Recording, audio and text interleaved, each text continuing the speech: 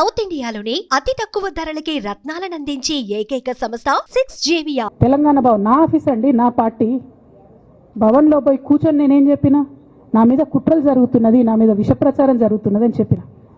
నేను రామన్నను బుజ్జగించి గడ్డం పట్టుకొని అడుగుతా ఉన్నా, అన్న నీ చెల్లెని ఒక మహిళా ఎమ్మెల్సీని మన పార్టీ ఆఫీస్లో కూర్చొని నా మీద కుట్రలు జరుగుతున్నాయని నేనంటే, మీరు వర్కింగ్ ప్రెసిడెంట్గా ఉన్నారన్న, ఫోన్ చేయరా అన్న, నాకు ఏమైంది బేటా, ఎందుకు బాధపడుతున్నావు అని ఫోన్ చేయరా?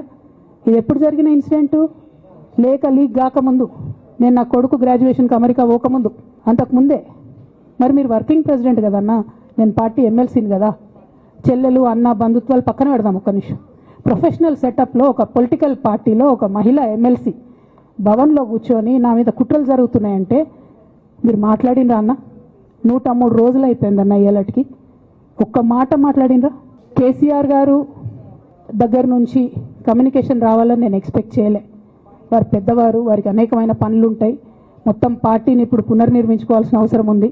తెలంగాణకు జరుగుతున్నటువంటి అన్యాయాన్ని వారు ఎప్పటికప్పుడు దిశానిర్దేశం చేయాల్సిన అవసరం ఉంది. కానీ వర్కింగ్ ప్రెసిడెంట్ గారి దగ్గర నుంచి ఫోన్ రాకపోవడం మాత్రం ఒక మాట అనిపించింది నాకు. నేను కేసీఆర్ గారి బిడ్డను, నేను కూర్చొని ప్రెస్ మీట్ పెడితేనే రెస్పాన్స్ రాలేదంటే, మరి ఇంకో మామూలు మహిళా కార్యకర్తకు బీఆర్ఎస్ పార్టీలో మన అన్యాయం జరిగితే రెస్పాన్స్ వస్తుందా?